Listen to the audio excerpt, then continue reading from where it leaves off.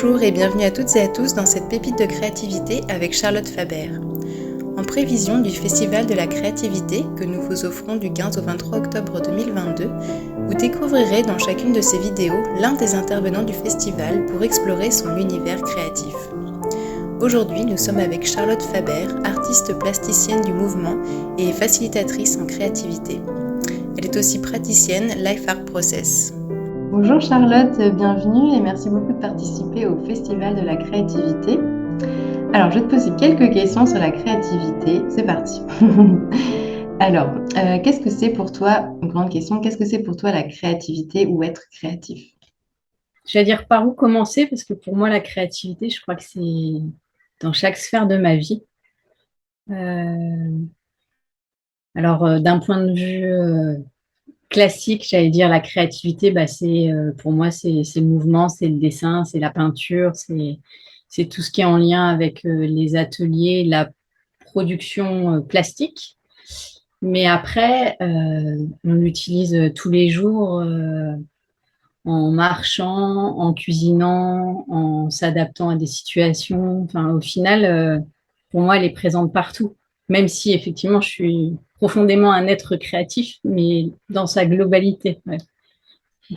Est-ce que tu penses qu'il y a quelque chose, un déclic qui t'a mis sur le chemin de la créativité ou est-ce que c'est quelque chose qui est en toi depuis toujours? Euh, non, c'est en moi depuis toujours. Euh, mais j'allais dire le déclic, c'est parce qu'en fait, à la base, j'étais très, très, très, très timide. Et mon seul moyen d'expression, je le dis souvent, mais c'était vraiment les crayons, les pinceaux et les couleurs. Donc, on pourrait dire que c'est un déclic dans le sens, ça a été une manière pour moi justement, de me sortir de cette timidité et d'aller de l'avant. Et peut-être que sans ça, j'aurais pas été autant vers la créativité. Donc, c'est là depuis toujours, mais il y a eu un déclic de par ce que je suis, en fait. Mm. D'accord. Et du coup, est-ce que tu dirais que la créativité ou ton activité artistique a transformé ta vie ou t'a transformé toi? Ah oui, oui, oui, ça clairement. Euh,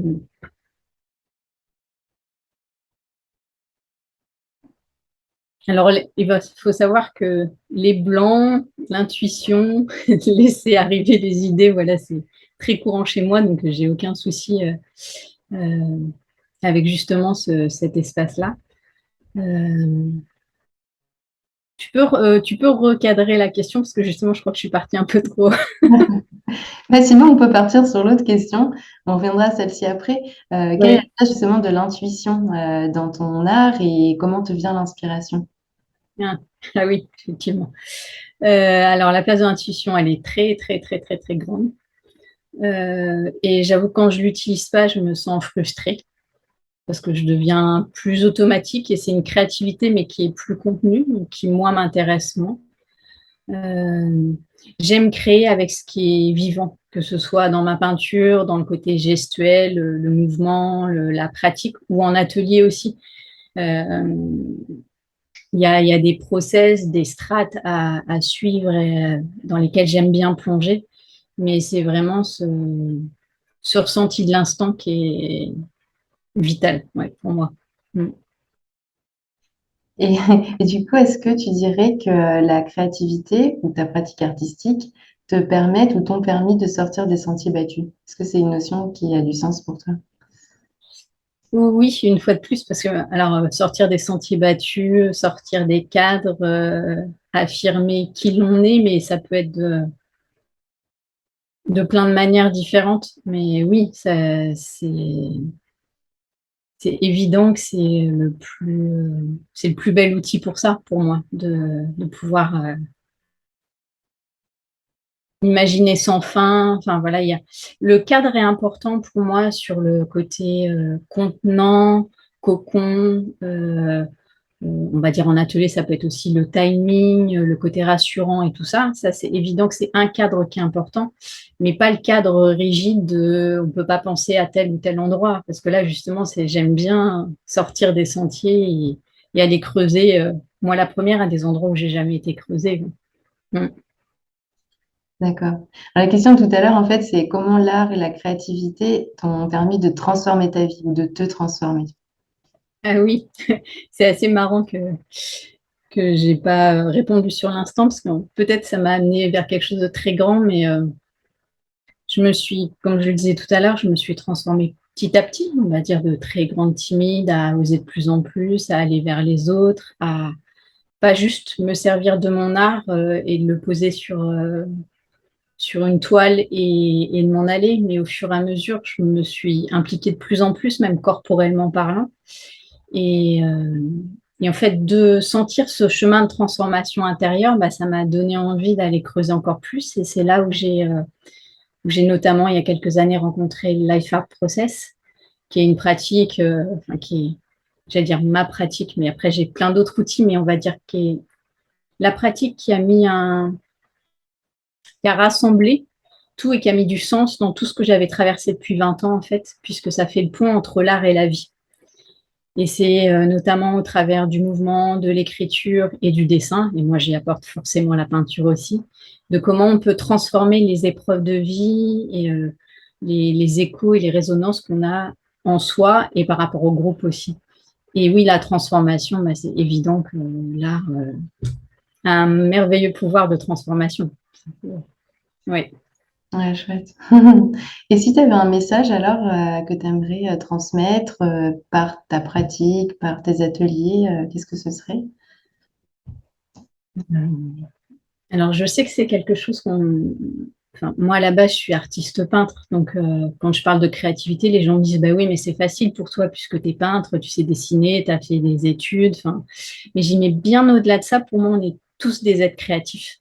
Là, on n'en a pas parlé, mais du plus petit au plus vieux, des jeunes enfants. Enfin, voilà, je fais des ateliers, même des 18 mois, où là, justement, eux, ils n'ont encore aucune barrière. Ils aiment le fait qu'on ouvre une mobilité et tout ça. Et le côté multigénérationnel aussi, les mix entre les êtres, j'adore ça. Et si j'avais un message, oui, c'est pour moi, on a tous ce potentiel créatif en soi. Et après, il faut juste aller oser chercher, aller oser se faire accompagner. Et on peut justement transformer à des niveaux différents parce que ça peut être juste une envie créative dite simple de se libérer, d'être joyeux, de peindre, de l'artistique et du créatif, à se libérer aussi de douleurs, de traumas, de choses qu'on peut avoir vécues dans le passé ou même dans le présent, dans le corps et dans les émotions. Et là, l'art est merveilleux. Donc, je pense qu'on a tous en fait ces possibilités. Il faut juste aller oser voilà, creuser. Alors, parfois, oser creuser dans les ombres un peu aussi, hein. En tout cas, en tant qu'adulte, hein, ça, on vient chercher, mais il y a ce côté transformé, et qui pour moi est transformé vers la lumière, vers la couleur. Et on a tous cette possibilité de changer, en fait. Ouais. Waouh. Alors, en fait, ah, c'est génial. Et je me rends Je peux compte. désolée, je t'ai coupé. Non, Oui, non. c'est parce qu'il y a l'émulation qui me vient.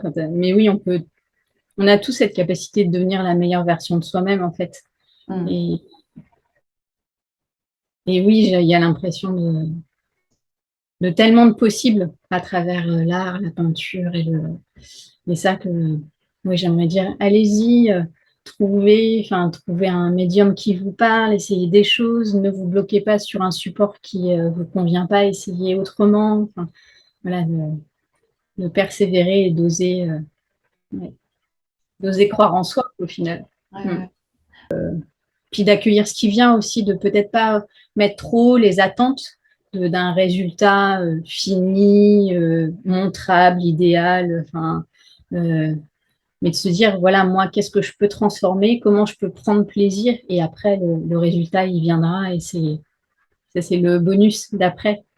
Mais effectivement, moi, le côté, ne pas mettre le résultat en premier, mais vraiment le processus, c'est c'est vital et puis c'est vraiment ma manière d'être et de fonctionner maintenant. Et ce qui a fait que moi, je suis sortie du cadre par lequel j'ai appris au début, qui est plus classique et qui est très bien sur plein de sujets, plein de supports. Mais effectivement, de ma manière d'être, moi, j'avais besoin de sortir de ce cadre et de trouver ma liberté en explorant justement grâce à l'intuition. Il y a des choses moins formelles, on va dire. Mm. Bah oui, c'est génial de pouvoir comme ça sortir effectivement du cadre et des sentiers battus pour aller explorer qui on est vraiment, parce que c'est aussi un peu ouais, ce que tu transmets, quoi. C'est se connaître soi-même, en fait, à travers la créativité.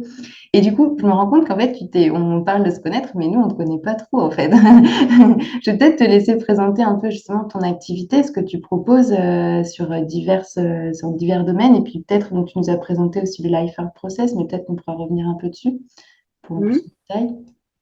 Oui, c'est vrai qu'on a plongé dans le vif des questions directement, mais alors comment me présenter en quelques mots? Moi, je suis artiste peintre, plasticienne.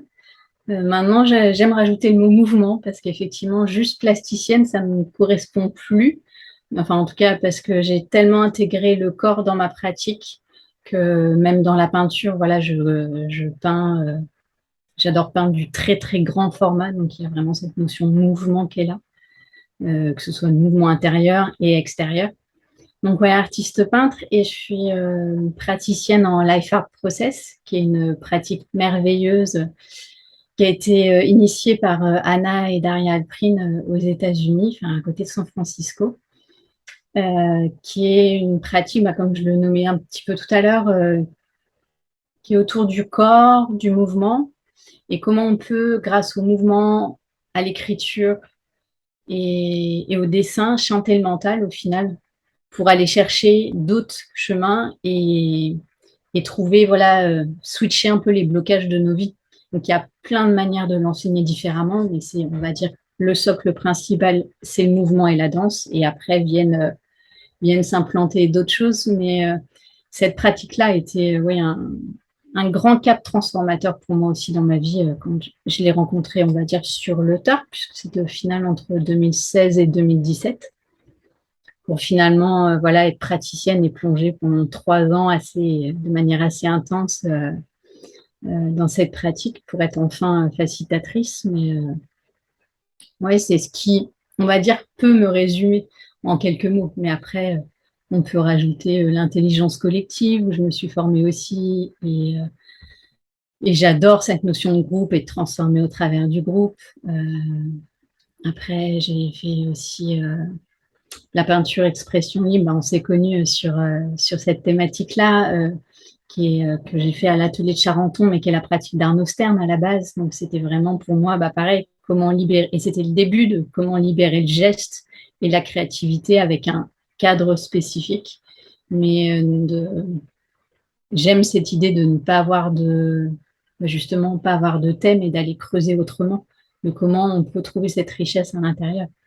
Donc, il y a plein au fil des années, parce que ça fait quand même, ça fait 20 ans que je suis voilà, dans le monde du travail, on va dire, et ça fait 15 ans que je suis indépendante. Donc, voilà, j'aime agrémenter ma boîte à outils, mais là, il y a l'argile aussi, qui est un support que j'aime beaucoup. J'ai fait voilà, d'autres formations en lien par rapport à ça.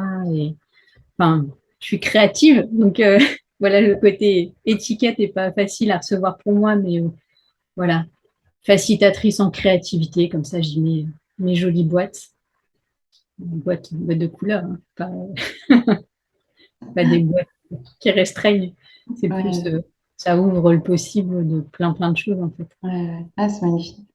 Et alors, du coup, tu proposes des ateliers, dont un atelier pour le festival. Est-ce que tu veux nous en parler un peu plus?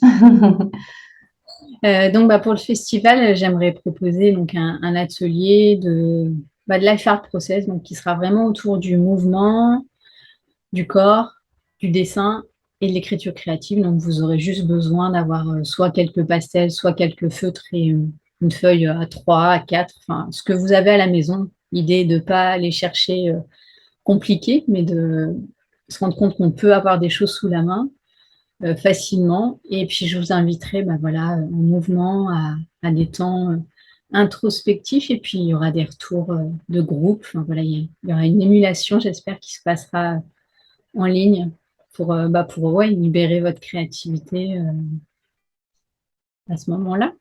Génial. Et l'autre chouette cadeau que tu nous fais, c'est de parler de ton expérience d'art en fait avec des personnes en situation de handicap. Est-ce que tu veux juste présenter ta conférence en quelques mots? Oui. Bah oui, parmi mes multicasquettes, et quand je dis vraiment que pour moi, j'ai à cœur de libérer et de montrer qu'on est tous des êtres créatifs.